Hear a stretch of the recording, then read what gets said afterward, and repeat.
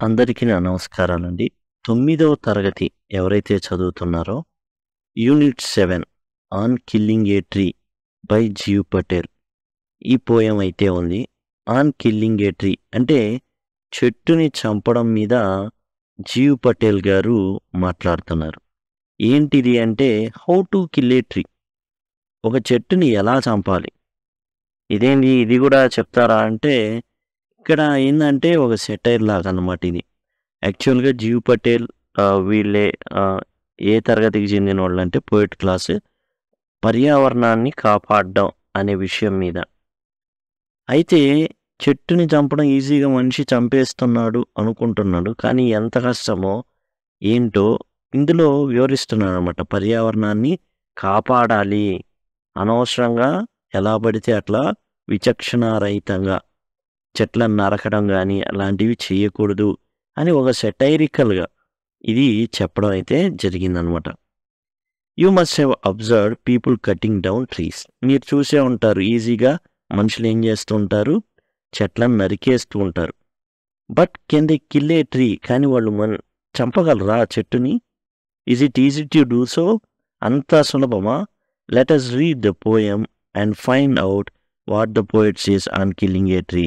ఒక చెట్టుని చంపడం అనే దాని మీద జీవ్ పటేల్ అనే కవి ఏం చెప్తున్నారో చూద్దాం. It takes much time to kill a tree. చాలా సమయం పడుతుందండి ఒక చెట్టును చంపడానికి. Not a simple jab of knife. ఏదో ఒక కత్తి తీసేసుకొని లేదా గొడ్డలు తీసుకొని ఒక ఏటు వేసేసినంత మాత్రాన not a simple jab of knife will do it. ఒక ఏటు వేసినంత మాత్రాన చెట్టు అనేది చనిపోదు. It has grown slowly consuming the earth. చెట్టు అనేది చాలా చాలా కాలం భూమిలో ఉన్నటువంటి సారం మొత్తాన్ని తీసుకుంటూ ఎదిగింది. చాలా పెద్దదైంది చెట్టు.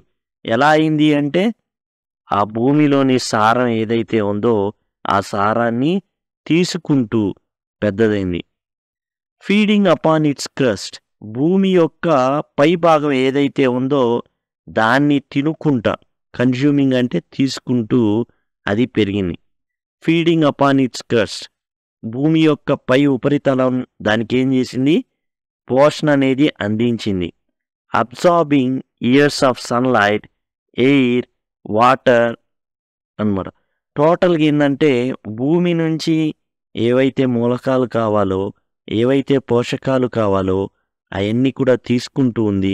క్రస్ట్ అంటే భూమి యొక్క భాగం అన్నమాట, పై ఉపరితల భాగం. అబ్జార్బింగ్ ఇయర్స్ ఆఫ్ సన్లైట్, సూర్యకాంతి కిరణజన్య సంయోగ ప్రక్రియ ఏదైతే ఉందో దాని ద్వారా, గాలి ద్వారా, గాలిలో ఉన్న కార్బన్ డైఆక్సైడ్ని తీసుకుంటూ, నీటిని వర్షం ద్వారా నీటిని పొందుతూ, and out of his leprous hide sprouting leaves.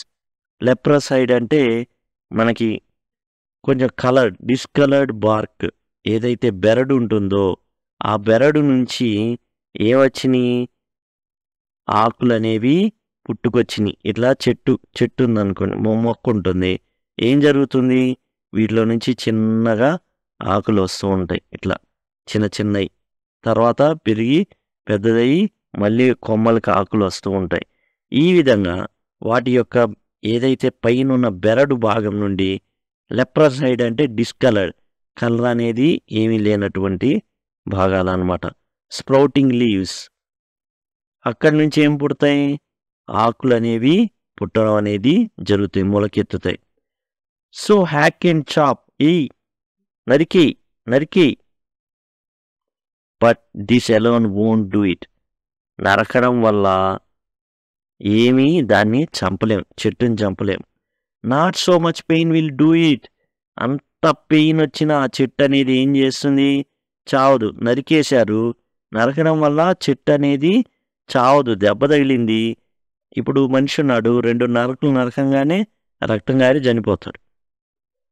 The bleeding bark will heal. ఒకసారి నరికారు, ఇక్కడ ఏం జరుగుతున్నది, తన్ను తాను బాగు చేసుకుంటుంది. జిగురు లాంటి పదార్థం కారుతుంది. ఆ జిగురు లాంటి పదార్థం ఏం చేస్తుంది అంటే ఈ చెట్టుని మాన్పుతుంది. అదే దెబ్బలు మనిషి మీద వేశారనుకోండి గొడ్డలతో, అప్పుడు ఏం జరుగుతుంది? రక్తం గారి చనిపోవడం జరుగుతుంది. కానీ చెట్టు విషయానికొచ్చేసి ఏం జరుగుతుంది?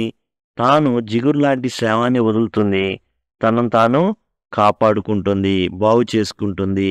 And from close to the ground will rise curled green twigs, miniature boughs. ఒకవేళ నరికినప్పటికి కూడా ఏం జరుగుతుంది అంటే, మొదలు వదిలినా సరే దాని మీద ఏం జరుగుతుందంటే, సరైన వర్షాకాలంలో గమనించినట్లయితే చుట్టూ మరలా ఏమొస్తాయి? భూమికి దగ్గరలో గ్రీన్ ట్విగ్స్, చిన్న చిన్న కొమ్మలు, అండ్ గ్రీన్ చిన్న చిన్న మొలకలు, ఇవన్నీ రావడం అనేది జరుగుతుంది. దాని చుట్టూ మరలా ఏమవుతుందంటే జీవం అనేది ఆ చెట్టుకి నరికేసినప్పటికి కూడా రావడం జరుగుతుంది. చిన్న కొమ్మలు వస్తాయి. అండ్ చిన్న చిన్నవి ఏమొస్తాయి? మొలకెత్తుతాయి అన్నమాట. దాని చుట్టూ ఆ చెట్టు జీవం అనేది దాన్ని ఊరికే పోనీయదు. Which if unchecked will expand again to former size.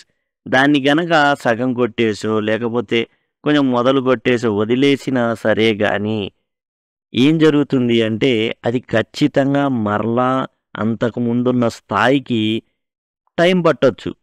కొన్నిటికి నెలలు పట్టొచ్చు, కొన్ని సంవత్సరాలు పట్టొచ్చు. మరలా పూర్వస్థితికి రావడం జరుగుతుంది.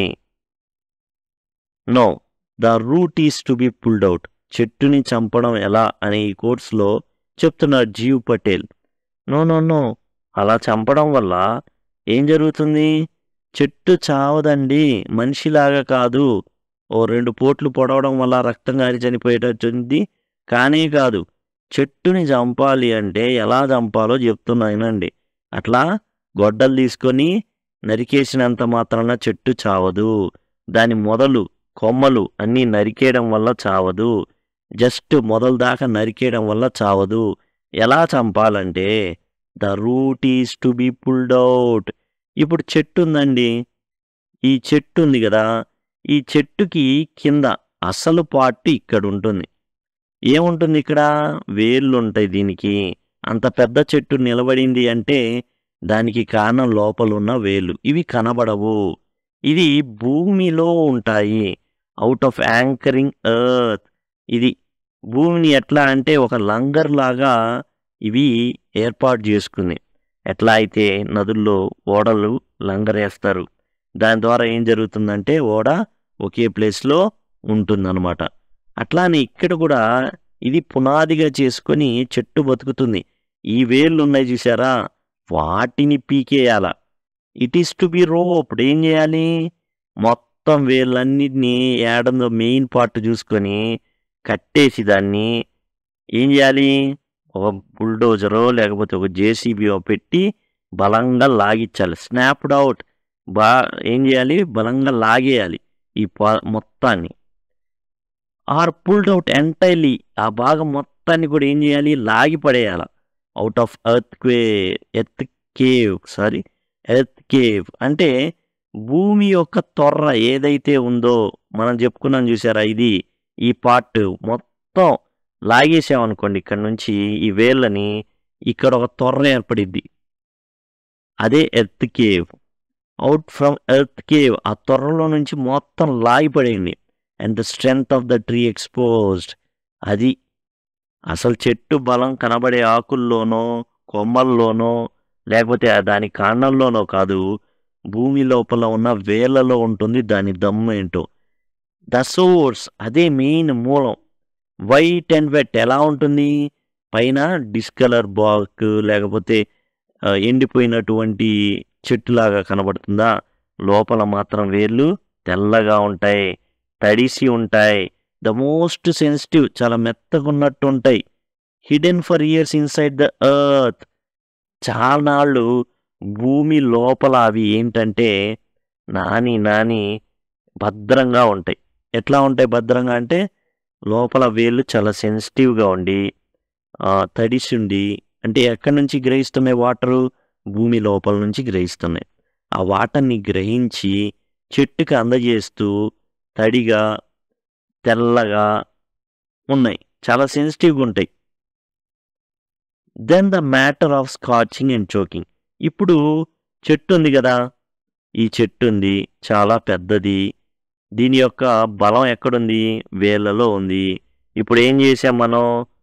వీటిని కట్టేసి మొత్తం లాగి పడేసాం.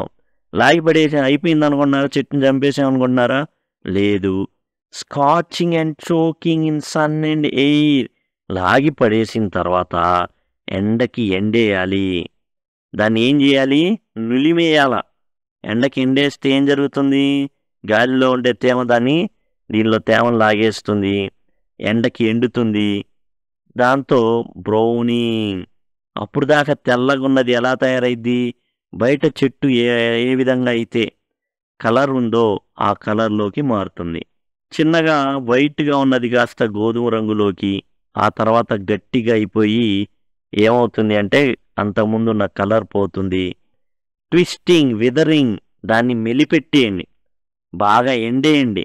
And then it is done. అప్పుడు అది చేస్తుంది. అది అట్లా చంపడం అంటే ఏదో గొడ్డలు తీసుకొని కింద మొదలు వరకు నరికేసి చచ్చిపోయిందంటే కుదరదు. ఎలా చేయాలా? దానికి ఓ తాడు కట్టాలా, బలంగా జేసీబీనో లేకపోతే బుల్డోజర్ పెట్టి లాగిచ్చాలా. లాగిచ్చిన తర్వాత మొత్తం లోపల భూమిలో త్వరలాంటిది ఏర్పడిద్ది. ఇది బయటకు వచ్చేస్తాయి వేళ్ళు.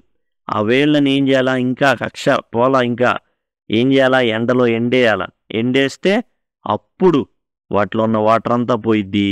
అది పూర్తిగా చచ్చిపోయినట్టు అయిద్ది. చెట్టుని చంపడం ఇలా అని జీవ్ పటేల్ చెప్తున్నాను అనమాట.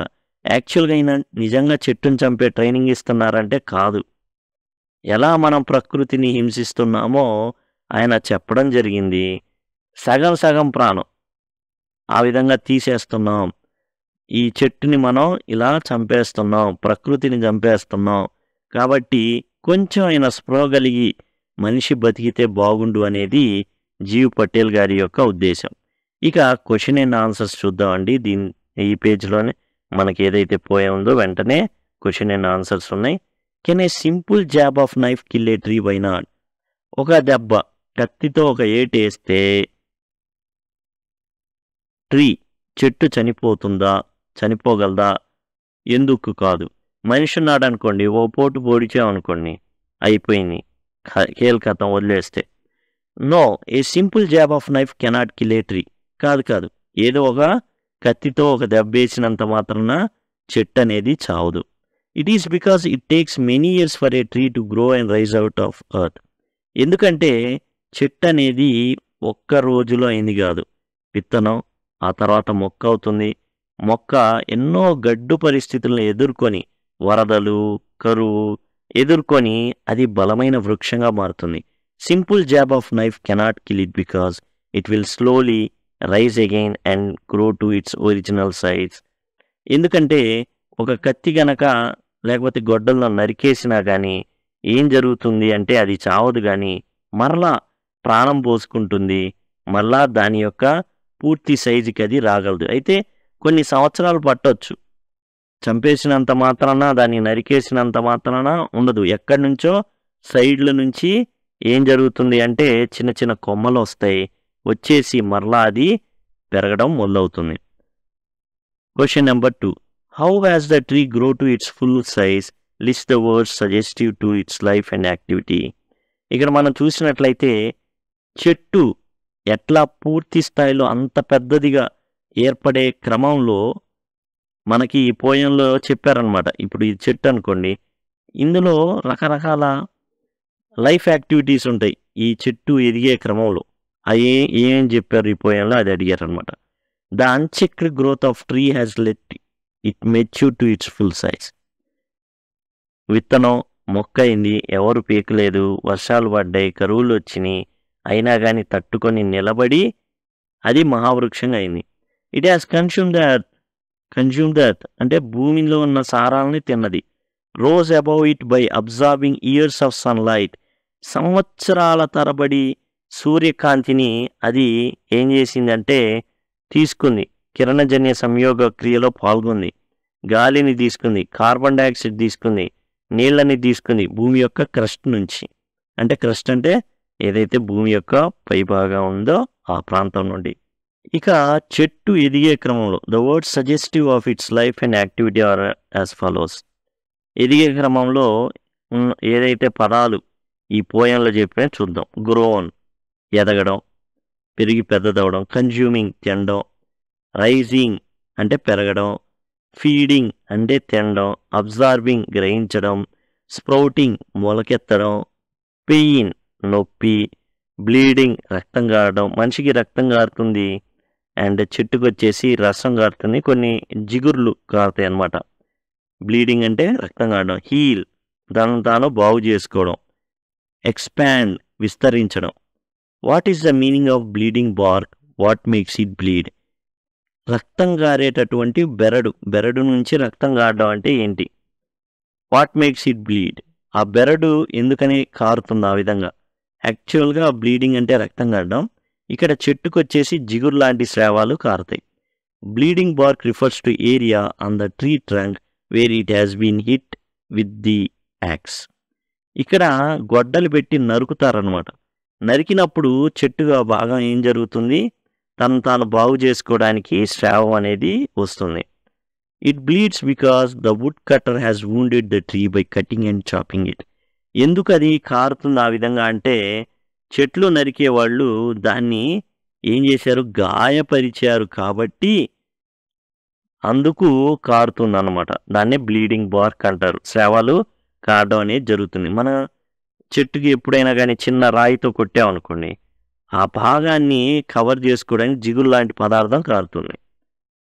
The poet says no in the beginning of the third stanza. What does he mean by this? మూడో స్టాంజాలో చూస్తే మొట్టమొదట నో అని చెప్తాడు. ఎందుకు చెప్పాడు? ఆయన అర్థం ఏంటి? In the beginning of the third stanza the poet has said no. No అని అన్నాడు థర్డ్ స్టాంజా స్టార్టింగ్లో. To lay emphasis on the fact that mere chopping of the tree would not kill it. కేవలం నరికేయడం అంతవరకు mode అంటే చెట్టు నరికేసిన తర్వాత మీరు చూసినట్లయితే అదిగోండి ఈ పార్ట్ వదులుతారండి, మొత్తం నరికేస్తారు. చెట్టు ఏదైతే ఇట్లా ఉంటుందో ఆ పార్ట్ మొత్తాన్ని నరికేస్తారు. కేవలం మొదలు సీట్ లాంటి దాన్ని ఉంచుతారు. అది చంపినట్టు కాదు. చంపడం అంటే ఎలా చంపాలంటే అని చెప్తున్నాడు ఇక. The tree would grow again and retain its original size. ఈ విధంగా వదిలినప్పటికీ కూడా అది ఏం చేస్తుందంటే ఏదైతే ఇక్కడ మిగిలిందో ఆ పార్ట్ నుంచి మొలకెత్తాలని చూస్తుంది అన్నమాట. అయితే కొన్ని సంవత్సరాలు పట్టొచ్చు. What is the meaning of anchoring earth and earth cave? మనకి ఈ పోయంలో యాంకరింగ్ ఎర్త్ అని, ఎర్త్ కేవ్ అని ఇవ్వడం జరిగింది. జనరల్గా చిన్న పడవలు ఉంటాయండి, సముద్రంలో చెల్లకి లేకపోతే నదిలో కొట్టుకుపోకుండా ఏం చేస్తారంటే లంగరేస్తారు. బరువైన ఒకటి ఇట్లా ఉంటుంది, ఇలా దాన్ని వేస్తారనమాట. మళ్ళీ వెళ్ళేటప్పుడు దాన్ని పైకనేస్తారు. అట్లానే చెట్టుకు కూడా ఒక లంగర్ ఉంది. Anchoring earth refers to the roots of the tree that lie inside earth and play the role of an anchor for the tree to grow. ఇప్పుడు చెట్టుకున్న యాంకర్ ఎవరంటే వేళ్ళు. ఈ వేళ్ళు లంగర్ లాగా పనిచేస్తాయి అన్నమాట. They ensure the security of the tree as they న్యూరిష్ it with water and nutrients. అవి ఏం చేస్తాయి? భూమి లోపల ఉన్న వాటర్ని తీసుకుంటాయి. అట్లానే మూలకాలు ఏవైతే ఉన్నాయో ఆ మూలకాలని చెట్టుకు అందిస్తాయి వేర్లు అనేవి భూమిలో నుంచి తీసుకొని. ఇక ఎర్త్ కేవ్ అంటే తొర్ర. ఇది భూమిలో ఏర్పడేటటువంటి తొర్ర. ఎందుకు ఏర్పడింది? చెట్టు ఉంది, చెట్టుకి వేళ్ళు ఉన్నాయి. వేళ్ళు ఎక్కడున్నాయి? ఈ కింద ఉన్నాయి. ఇది లాగేస్తే భూమిలో తొర్ర ఏర్పడుతుంది ఈ విధంగా. Earth cave refers to the ground on which the foundation of tree is laid. ఎక్కడైతే మనం విత్తనం వేసామో ఆ ప్రాంతంలో తొర్రలాగా ఏర్పడుతుంది భూమిలోకి, చిన్నగా చొచ్చుకుపోతూ ఉంటాయి. It holds the roots and keeps the tree standing tall. ఆ తొర్ర ఏం చేస్తుంది? ఆ వేళ్ళన్నీ గట్టిగా పట్టుకొని భూమిని పట్టుకొని ఉండేటట్లు చేస్తుంది. చెట్టు ఎంత ఎత్తు ఎదిగినా కానీ పడిపోకుండా ఒక లంగర్లాగా ఈ వేళ్ళు పనిచేస్తాయి. ఆ వేళ్ళు ఎక్కడ ఉంటాయి అంటే దాన్నే ఎర్త్ కేవ్ అంటారు. It protects from adversities such as heavy rainfall or storm. పెద్ద తుఫాన్లు వచ్చినా వరదలు వచ్చినా కానీ నీళ్లు అప్పుడు ఏం చేస్తాయి? భూమి మీద ఉన్న ఏదైతే మట్టి ఉందో దాన్ని కొట్టేసినప్పుడు ఈ వేర్లు ఏం చేస్తాయంటే చెట్టు పడిపోకుండా లోపలికి దిగబడిపోయి చెట్టుని పడిపోకుండా కాపాడతాయి. ఒక పిల్లర్ లాగా పనిచేస్తాయి అన్నమాట. What does he mean by the strength of tree exposed? చెట్టు యొక్క బలం అనేది కనబడింది అంటే ఏంటి? చెట్టు యొక్క బలం ఏంటి? వేర్లు. The strength of the tree lies in it's roots. ఎక్కడ ఉంటుంది బలం అంటే దాని యొక్క వేర్లలో ఉంటుంది. The poet asks to snap out the roots in order to kill the tree. ఇప్పుడు ఈ చంపేయాలి చెట్టుని. చంపేయాలంటే ఈ వేళ్ళని పీకి పడేయాలి. Thus the phrase the strength of the tree exposed refers to the roots of the tree being exposed to sunlight and air. ఇక్కడ strength of the tree exposed అంటే ఏంటంటే స్ట్రెంగ్త్ ఆఫ్ ద ట్రీ అంటే roots exposed to sunlight and air. ఆ roots అనేవి ఎప్పుడు కూడా సూర్యకాంతికి డైరెక్ట్గా ఉండవు, ఎక్స్పోజ్ అవ్వదు, గాలికి ఎక్స్పోజ్ అవ్వదు. కానీ ఇప్పుడు ఏం జరిగింది, మనం ఎర్త్ కేవ్లో ఉన్నటువంటి రూట్స్ మొత్తాన్ని బయటికి లాగి ఎండలో ఎండేసాం. దాంతో ఏం జరుగుతుంది, ఆ రూట్స్ అనేవి వాటి యొక్క సెన్సిటివ్నెస్ని కోల్పోతాయి, ఎండిపోతాయి, చచ్చిపోతాయి. Question number 7. What finally kills the tree? చెట్టుని ఏది చివరిగా ఏది చంపేస్తుంది? What finally kills the tree? ఏం చేస్తే చెట్టు చచ్చిపోతుంది? The tree is finally killed when its roots are uprooted. చెట్టు ఎప్పుడు చచ్చిపోతుంది అంటే దాని యొక్క మూలాలైనటువంటి వేళ్ళతో సహా పీకబడినప్పుడు. చెట్టు ఉంది, పెద్దది పెరిగింది, ఏం చేస్తాడు చెట్లు నరికేవాడు? ఇక్కడ దాకా నరికేస్తాడు, ఇది వదిలేస్తాడు. అక్కడితో చంపినట్టు కాదండి, కింద వేళ్ళు ఉన్నాయి. మీరు చంపాలనుకుంటే మీరు చేయాల్సింది ఏంటంటే మీ రాక్షస ప్రవృత్తిని బట్టి అని అంటున్నాడు జీవ్ పటేల్. మొత్తం లాగేయండి, అప్రూటెడ్, అది మొత్తం లాగి పడేస్తే వేళ్ళు అప్పుడు. అంతేకాదు అక్కడితో ఆగమాకండి, దాన్ని చక్కగా ఎండలో ఎండేయండి. It is scorched and choked in sunlight and air. దాన్ని ఎండకి ఎండేస్తే పాపం దాన్ని గొంతు నులిమేసినట్టుండిద్ది. ఎందుకని లోపల ఉన్న వాటర్ అంతా పోయిద్ది, గాలికి ఆవిరైపోయిద్ది అండ్ ఎండకి ఎండిపోయిద్ది. అప్పుడు మీరు చివరిగా ఏంటంటే దాని గొంతు నులుముతున్నట్టు అనమాట, చెట్టు యొక్క గొంతుని. దాంతో this process leads to the Browning. ఆ ప్రాసెస్ వల్ల ఏమవుతుంది, అది బ్రౌన్ కలర్లోకి మారిపోతుంది అండ్ గట్టి పడిపోతుంది. సెన్సిటివ్గా ఉండాల్సింది గట్టి పడిపోతుంది అండ్ ట్విస్టింగ్, మెలిపెట్టినట్టు ఉంటుంది దానికి. Thereby withering of roots. అప్పుడు ఏమవుతాయి, లోపల సెన్సిటివ్గా తడిగా ఉన్నటువంటి ఈ రూట్స్ ఏవైతే ఉన్నాయో వేళ్ళు వాడిపోతాయి. దాంతో చెట్టు చనిపోయినట్టు అనమాట. ఇదండి on killing tree by Gieve Patel. పర్యావరణ స్పృహ అనేది మనిషికి ఉండాలి, ఆ స్పృహతో మనిషి బ్రతకాలి అనే ఉద్దేశంతో Jeev Patel on killing tree అనేది రాయడం జరిగింది. అంతే తప్ప నిజంగా ఇలా చంపండి, వేళ్లతో సహా పీకండి అని కాదు. అయితే ఇదండి. అండ్ టోటల్గా మీకు 9th క్లాస్ సంబంధించి కానీ ఎనీ క్లాస్ సంబంధించి మీరు టోటల్గా అన్ని పాఠ్యాంశాలు లైన్ టు లైన్ ఎక్స్ప్లెనేషన్ కావాలి, క్వశ్చన్ అండ్ ఆన్సర్స్ కావాలి, సమ్మరీ కావాలంటే ప్లేలిస్ట్లో ఉన్నాయి. అండ్ సింపుల్గా మీకు లింక్ అని కామెంట్ సెక్షన్లో అడిగినట్లయితే ఆ లింక్ అనేది ప్రొవైడ్ చేయడం జరుగుతుంది. దానికి అంటే ఏ క్లాస్కి సంబంధించిన లింక్ కావాలంటే ఆ క్లాస్ సంబంధించి, ఇప్పుడు 8th క్లాస్ కావాలి 8th లింక్ అని పెట్టారనుకోండి, దానికి సంబంధించిన ప్లేలిస్ట్ నేను మీకు ఇవ్వడం జరుగుతుంది. లేదా సింపుల్గా ఈ టైటిల్ ఉంటుంది, ఈ వీడియో యొక్క టైటిల్, దాన్ని క్లిక్ చేస్తే మీకు టోటల్గా లిస్ట్ అనేది వస్తుంది, ప్లేలిస్ట్ లిస్ట్ అనేది రావడం జరుగుతుంది. వాటి ద్వారా కూడా యాక్సెస్ చేయదు. లేదు మాకు తెలియదు అంటే సింపుల్గా 8 లింక్ అని లేకపోతే 9 లింక్ 7 లింక్ అని అడిగితే వాటికి సంబంధించిన ప్లేలిస్ట్ అనేది ప్రొవైడ్ చేయడం జరుగుతుంది. Thanks a lot.